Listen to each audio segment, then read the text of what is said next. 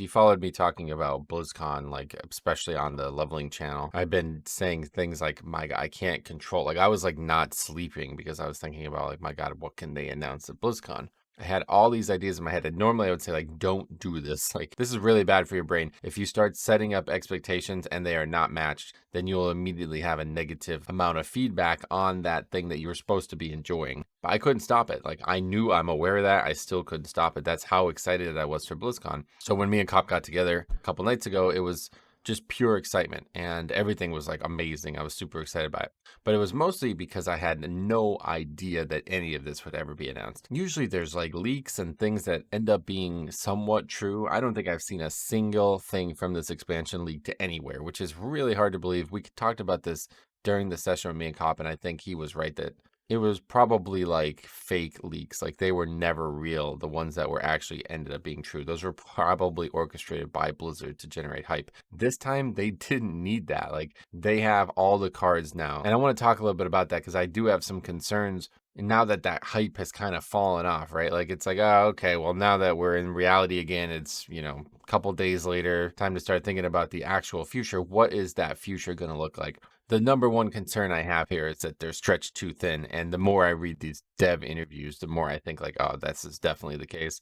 And now I know they hired a ton of people. They actually talked about it in one of the interviews, which is really cool. I haven't seen them actually like admit to it being something that they've used to great resource. But yeah, they have acquired like an entirely different game studio or something like that.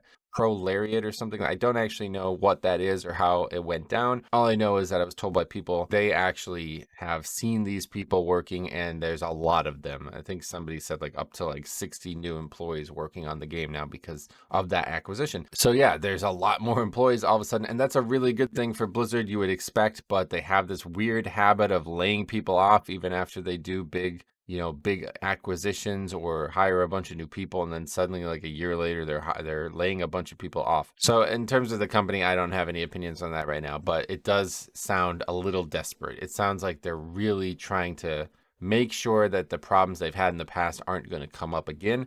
Chris Metzen actually said this on stage, and this is what makes me a little worried because he's like, we're playing with all the marbles or playing for all the marbles or whatever you would say. And that's just not really like, I think the big issue right now is that they're trying to appeal to the fan base too much. It's getting out of control now. I get it. You want to make it sound like you're listening, but like Holly Longdale's on stage talking about like how she like loves alts. It's like, bro, she doesn't love alts. Like, let's be serious. You know what I mean?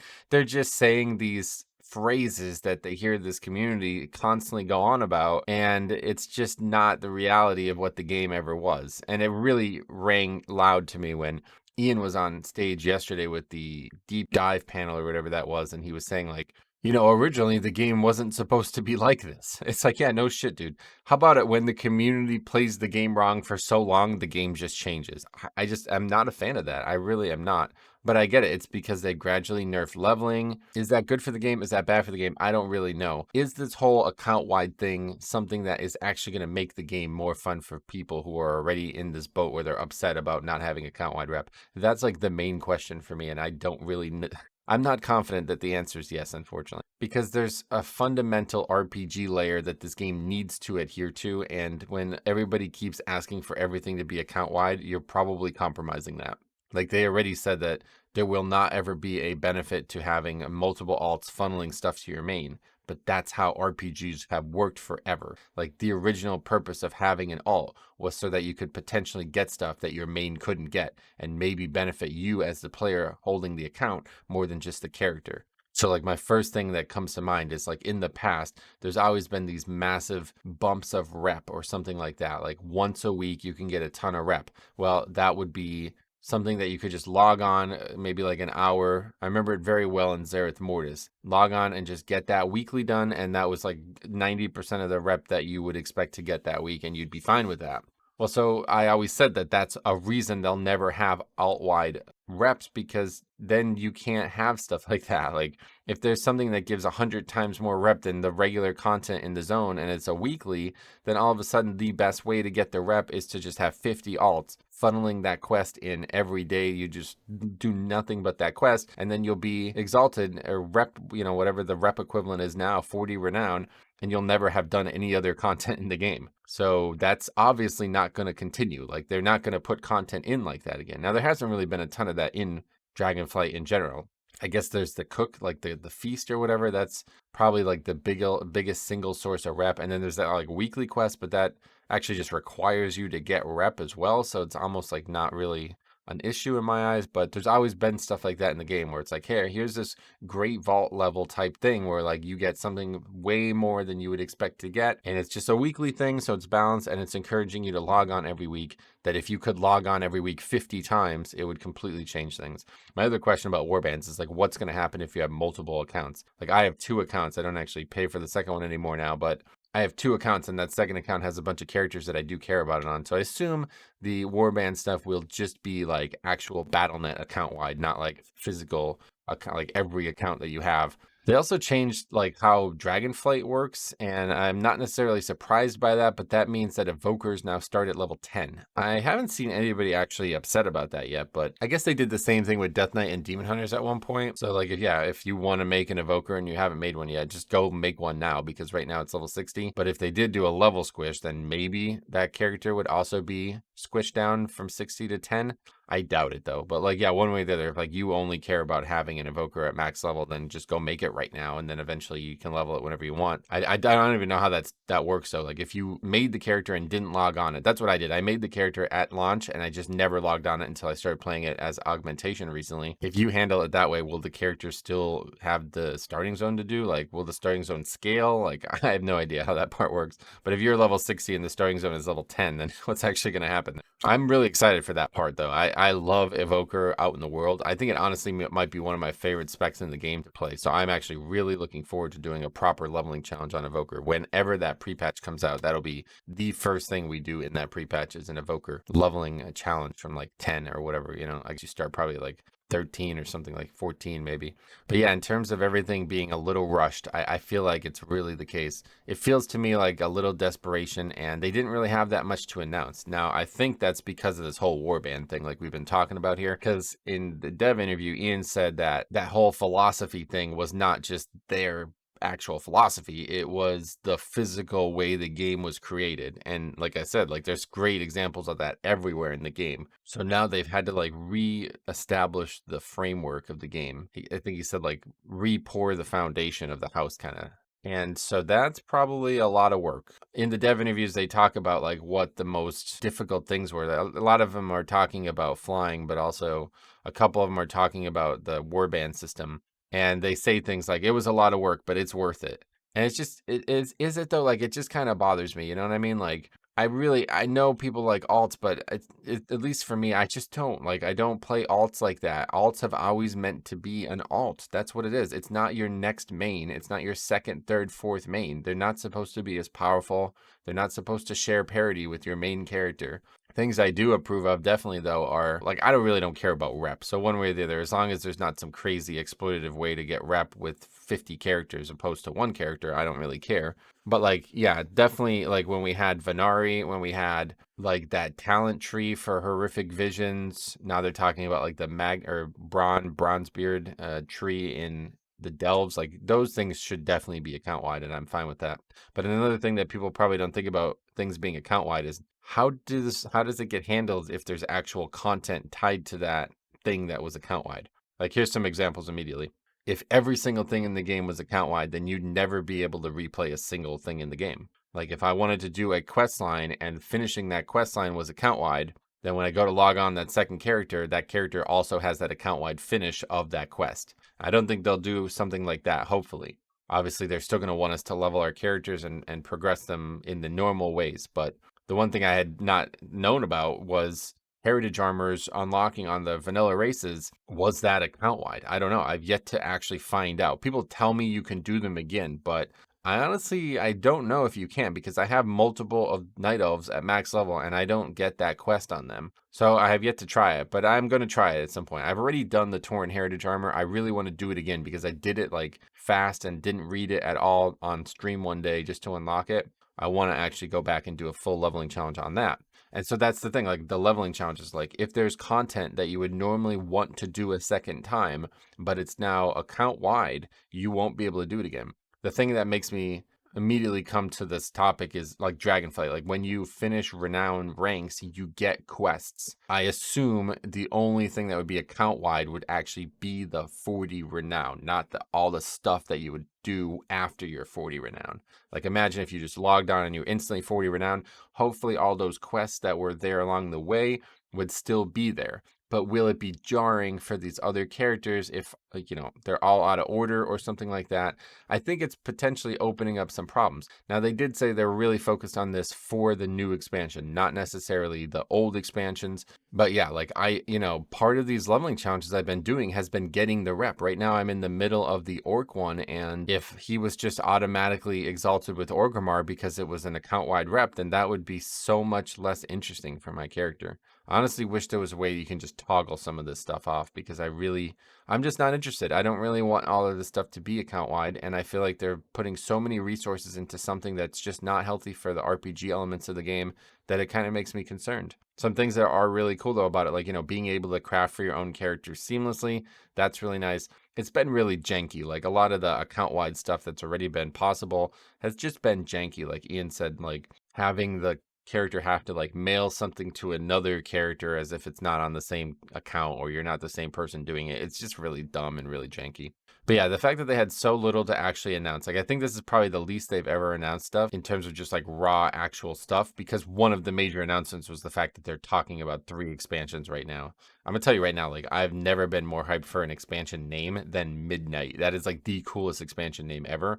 And they're already saying some really cool stuff about it where they're saying like, oh, hey, we're going back to Quell the Loss. And, we have done revamps of zones before. So I'm really, really hoping that means Silvermoon. I'm really, really hoping that means like Eversong Woods, everything in Silvermoon around those areas. Those 2 zones need a massive revamp. They're so set in the past. And I still love them too, but they really need a second coat of paint there. And then obviously if the Isle of Quell the Nos gets like a full rework, I don't even know what it would be, because right now there's like not really any content. That is probably like the worst content that's still in the game from the past, because it's just straight up grind, and the Isle is so small too. It's really, you could tell it was really kind of forced in the game. They didn't really have a good plan for it. But what might not immediately be obvious is that if you follow the Quel'Thalas path, that might take you into Eastern and Western Plaguelands. The Thranduil River is meant to run through all of these zones, right? So will they revamp the Plaguelands too? Because I feel like if you're going to go back to Quel'Thalas, you can't ignore the fact that the Plaguelands are abutting it. Like it'd be really, really weird if you go through the Plaguelands, like there's that weird entrance, right? Like to get from the Plaguelands to Quel'Thalas, there's this really strange like entrance portal, which I really don't understand why that's there in the first place, but presumably they're on separate instance servers and that's part of it.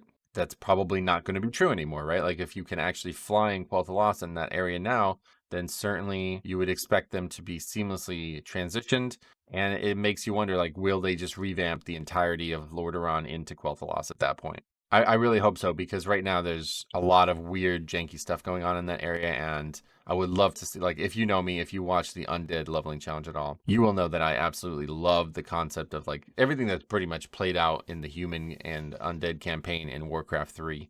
Let's just see all that revamped. Let's see a new version of it. I'd love to see what it looks like now that it's hopefully healing.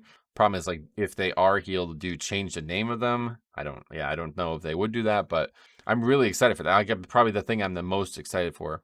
They didn't announce the thing I would be the most excited for. That's them returning all the classic content, including the zones. I talked about this so much, but I would really love for them to be able to allow me to level in the old barons and the new barons. It'd be so same thing with Plaguelands, right? Let's do Western Plaguelands from Classic, Western Plaguelands from Kata, and then Western Plaguelands from Midnight. How nuts would that be, dude? I would freaking adore that. Don't think they'll ever do it, sadly, but you never know, because those types of things wouldn't get announced at BlizzCon anyway. And even if they might want to have, like they did announce Chromie Time at BlizzCon a while back, they just didn't have the time because they spent so much time talking about the story. And that's another thing that concerns me. It's like people go on and on and on about this story being bad.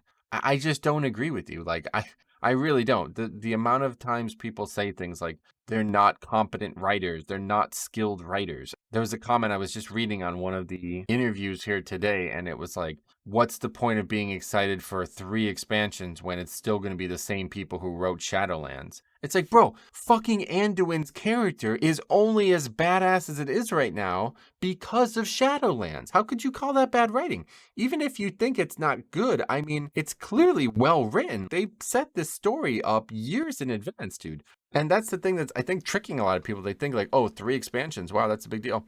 But it's really not, dude. They've always done these story things, like where characters progress over many, many years. Like, think about Anduin, dude. This dude is like a main character since Classic. He's had so much story. You can't say that that's bad writing. Like, bad writing with them, do what they did with Khadgar, where he's like a main character and just suddenly gone. Now I could see that, but when you're talking about like the main characters like Sylvanas and Anduin, I just cannot agree with you, and I really don't think people who are saying that are being objective. Like they're too wrapped up in what they want from the story, and when they don't get it, they immediately assume that, like, oh, this guy didn't do what I want, so he must be unskilled. The thing that the coolest thing I saw about Anduin though, one of the people I guess who was like in charge of the story in these interviews said it's called the War Within, and that physically means the war within Azeroth, but it also means the war within the brains of the characters that we're going to be accompanying. They explicitly mentioned that Anduin is going to be with those Arathi characters. He's like lost his ability to use the light because of all that domination magic from Shadowlands and stuff like that. So yes, the war within Anduin. I mean, come on, man. How could you? And that all started in Shadowlands, dude. Like, I freaking love Shadowlands. I really have to say it. The more we get into the future of WoW, the more I think, like, dude, Shadowlands might have been the most the story that was the most important for any expansion in WoW. I might say that. And I'm really not a story guy either, dude. Like, I started playing this game. I didn't read a single quest. I didn't have music on. I got no actual ambience from the game other than just the gameplay and the competitive elements of that. I think like the problem that they've had in the past is that they have trouble linking the expansions. Like clearly the sword in Silithus was like the most important thing that could have ever happened. And then Battle for Azeroth had like a slight note for that, but it kind of just went to the wayside immediately. The thing is, I guess like Dragonflight, where does Dragonflight fit in? That's another concern I have. It's obviously Xal'atath was a huge pickup. Like this is a huge storyline coming into the next expansion, and certainly because of Midnight, like you are now concerned that this character is going to be the ultimate bad guy of this universe. She has ushered in something huge here, and this is really the story for the next 3 expansions unfolding.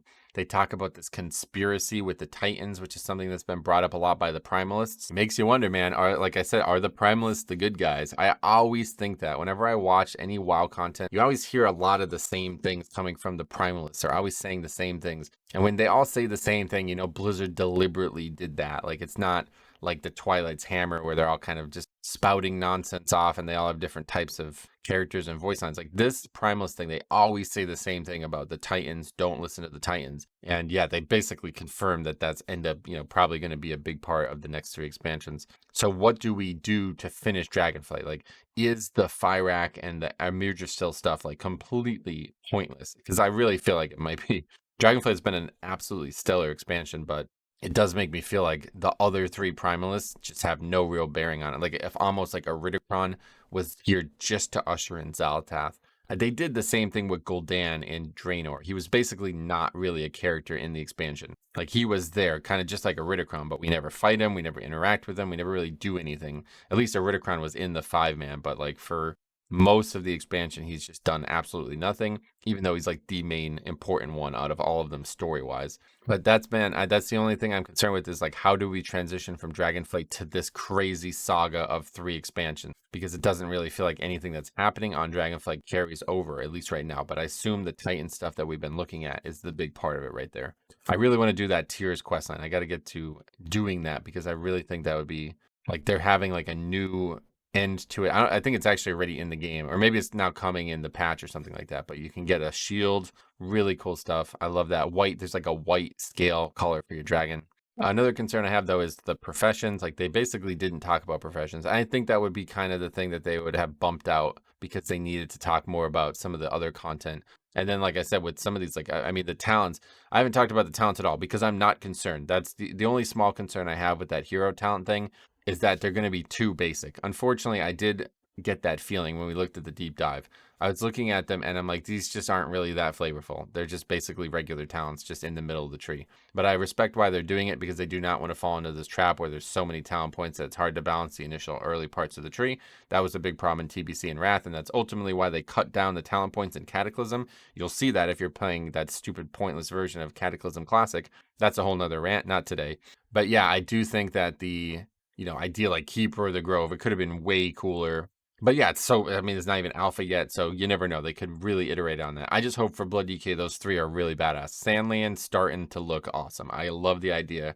I always love the idea of like a vampiric type blood, it's obviously the name of my favorite spell in the kit, but I really hope that they'll be flavorful and that they'll feel different and that they'll have an impact on the gameplay and they'll not just be like super passive cookie cutter things. But anyway, in terms of professions, it does make me wonder, because it was like a huge Dragonflight really had like three major features, and that was revamp of travel, revamp of classes, and revamp of profession. Then you could say like UI and stuff, which they kind of talked about a little bit, but they didn't really say much about it. It's just not a sexy thing to say you're revamping the UI further than you already did, right? Like nobody's really excited about that at this point. But professions was one that I think they kind of bumped out because they had to put so much time into this kind of alt nonsense that they're worried about now. Having to like remake the game from the ground up kind of means you end up spending a little bit less time on things, and you're probably a little bit behind in development too. I think this is the first time that there's been this much time in between an alpha, right? I feel like usually it starts sooner after BlizzCon.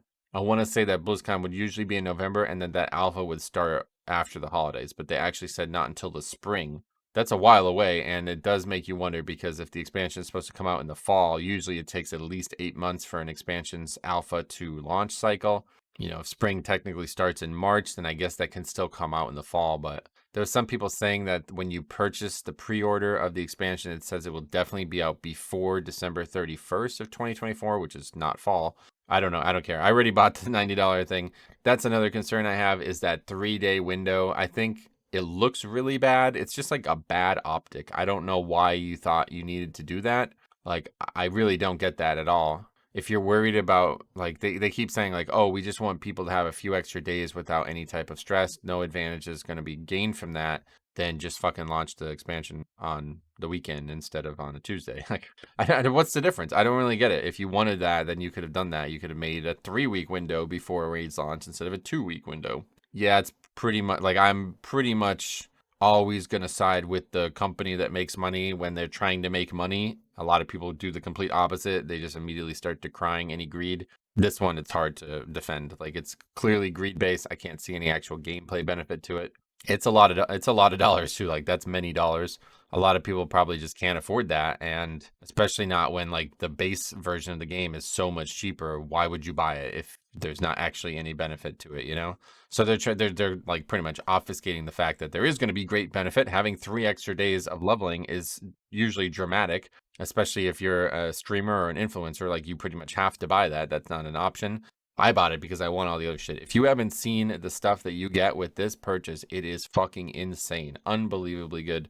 That transmog is amazing. Like, that is the best transmog we've ever gotten with an expansion purchase. And that mount is so freaking cool. It's got tons of, first of all, like, cool animations to it. It's got its own like system for dragon riding, which is outstanding. I guess that's going to be like the new dynamic flying model in the future. It looks cool. It's really high fidelity, but the fact that you can actually customize it, I love that. I think that would be like the number one thing I'd want to see with mounts. If they did that with every mount, I would probably care about mounts a lot more. If they made every mount customizable, I'd probably care a lot more about them. The fact that I was able to change its color to match the transmog that I wanted to make. Perfect purple, by the way. If you haven't seen the cloak and some of the things on like the shoulders and the arms and stuff, they're like this really rich purple color. And that purple hood, like if you've been following the trader posts, they have these like hoods and things that go around that was like scarves almost, and then a cloak. That purple from that one is perfect match for the actual transmog set. So if you missed that purple one, you're out of luck. But I have a great transmog set. Stay tuned for the streams. You're going to love the way this character looks now. With the purple griffin mount too, from the purchase of the collector's edition. Unbelievable. But yeah, I just that whole 3-day thing, that's like just such a disheartening thing to see. There's no benefit to it from the players. I really have no interest in seeing that, and I don't really want it. Like, I don't want the expansion to come out on the weekend, dude. Again, it feels to me like, there was a formula that worked in this game, whether it be the RPG elements we talked about, whether it be the way they deliver content. whether even the way they launched the expansion. Like, I didn't love waking up thinking like, oh, we're not going to play this expansion till 3 a.m. like it was in MOP in those days. But I mean, it felt like it worked. You know what I mean? Middle of the week, you would expect it to kind of take away a lot of the hustle and bustle of it. The launch nights were always epic, and now like splitting those two nights up, like where half the game is going to be people playing at this early access, and then another half of people won't come until Monday night or Tuesday, whenever it's going to be. It's just ruining the epic feeling of it. Now they also did some crazy things with like account wide, just well, not even account wide, like realm wide or whatever, like faction region wide, whatever you want to say. They did some crazy things. They're making guilds region wide, which is actually pretty nuts. That is something I never thought they would do. Unfortunately, I think that's going to kill a lot of small guilds, but I bet a lot of those guilds have already been killed over the last few expansions. But like, yeah, like the guild that I was in on Dollar Run, like there's just no reason to be in a guild like that anymore, right? If like you can be in any guild in the world, then there's guilds out there that are run like as businesses, like top down with like executive level decisions being made and then disseminated across like smaller management teams, you know, like there's guilds, like I remember the guild on Area 52 that had like 10 raid groups going simultaneously, you know, stuff like that. To be in a guild like that, I don't know if that would be my home or something like that, but it's like now that guild's just going to blow up. But there is a cap still. I think there's like 1,000 characters. You can only have 1,000 characters in a guild. It just always made me worry that like, you know, the realm has some kind of insularity to it where everybody might still care about each other, and then being in a guild on that realm still has some flavor to it. Now you're just on a guild in NA. Like that's the only thing. And obviously, you know, there's not a billion people playing the game anymore, but that's still going to mean that there's like huge competition for anybody still trying to run a guild. As soon as I saw that, I got like anxiety because I was like, if I was still trying to be a guild leader, my God, that would be the worst thing. Because now you can't even say like, hey, because like one of the things that you almost kind of got to your favor was like if people transferred their characters over to be in the guild, you knew that they were serious about staying in the guild. But now that's just nobody will ever transfer to a realm again to be in a guild. So they can just like come and go literally. Hey, I'm in the guild. Okay, see you later. You know, like there's absolutely no reason for them to stay on the realm, and they don't have any transactional value to it. So there's no reason to stay in the guild either then, you know? But yeah, that should probably help rating. I think they're probably really struggling with rating numbers. Like if somebody like me who rated for 13, 14 years of my life just gave it up and doesn't even care to look back, then I bet there's probably a lot of people in that boat. I didn't talk at all about Classic and stuff, but like they're making some crazy changes to all these products. The biggest concern I do have though is that there's now like 4 versions of WoW, right? Because there's Classic Era, there's Classic Era Hardcore, which are separate versions. They don't not interact really. Then there's the Progressive Classic, which I think they should probably just stop doing at this point. But we talked about it on the live stream. I think they will never stop doing it because there's communities formed around that. Like guilds have formed, and they don't want to just suddenly shut that down, like on a private server where all of a sudden everybody just scatters to the wind after the server shuts down. And now there's going to be this Season of Discovery. So in the past, there was Season of Mastery and Era. Those were not really interacting with each other, but it was because like Era just didn't seem to matter. Like nobody cared about Era. There's still people playing Era, and I just think those people are now completely fucked. Like you're not going to really see any interest on that because it's like now just like hardcore would just be like kind of subsume that type of concept. And then like anybody who's like kind of only tangentially playing, like they were only playing hardcore because of the hype of it. Those people are out of hardcore now. So now they're into the Season of Discovery. In terms of me playing it, I have no interest in playing it long term. It's coming out at a terrible time. I really have no idea what they're doing. There's just too many versions of WoW, even 4 versions of Classic, and then there's still Dragonflight, right? So Dragonflight season starts 2 weeks prior to this launching. But honestly, I think I probably will do like a leveling challenge on it. Probably on the second channel, we'll do something where I just really want to see what Paladin looks like in this version. There's something like really raw about Paladin in Classic, and I love that about it. So if it gets too different from what I remember Paladin being, I don't know if I can enjoy it. But like leveling 1 to 25, even in a 1x environment, that's really fast. And my big concern with Classic is like, how easy is this now going to be? I get that they're adding content, but let's be serious. If you're thinking about Classic from the ground up, it's never really been hard. It's always only ever been difficult because the classes were designed so poorly that the challenges that you might face while playing the character was just like insurmountable for the spells and the things that you had.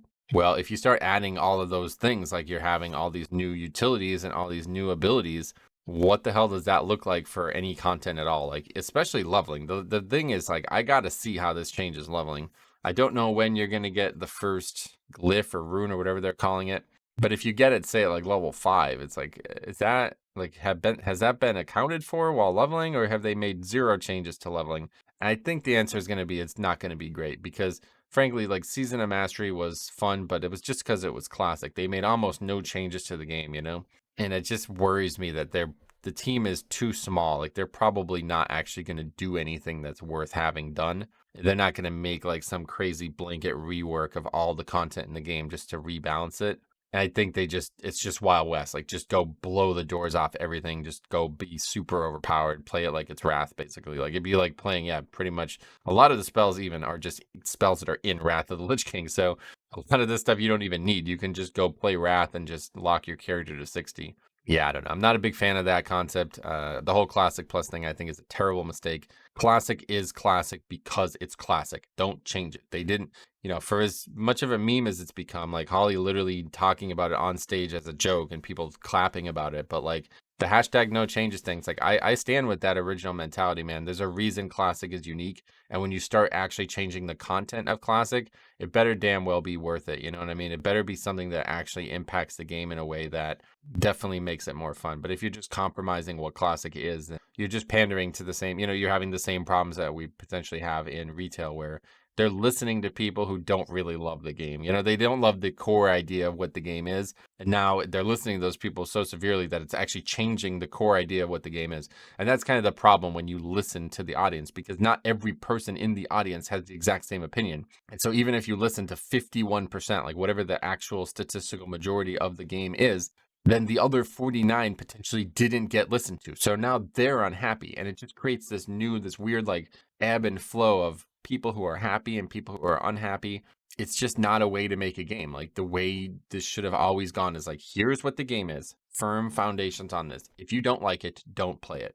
But of course, when you're trying to make money from the game and it's 20 years old, that's not really the way they're going to do it. So anyway, that's my rant on that. Let me know what you guys think. I've also been trying this new software here to automatically edit videos for me. I think it works well. I'll give it a try for any type of long form video like this. If you guys have any opinions on that, you can leave those too. Otherwise, I'm pretty excited. I'm just a little worried that they're stretching a bit, that they're listening to the wrong parts of the community, spending too many resources on things that aren't really going to improve the game long term.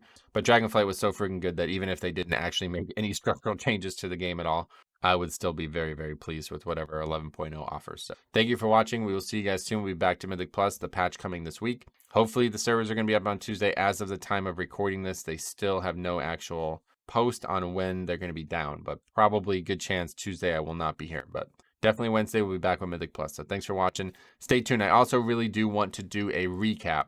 I was going to try to get it done today, but I wanted to make this video instead. So hopefully I'll have time for it during the week. We got to finish up the Shaman leveling challenge. That's coming up to like the last 2 episodes. So that I should be able to get that done Monday, my time. And then hopefully during the week before the streams, I can actually record that video and we'll be in good shape with that. But thank you for watching. We will see you guys in the next one.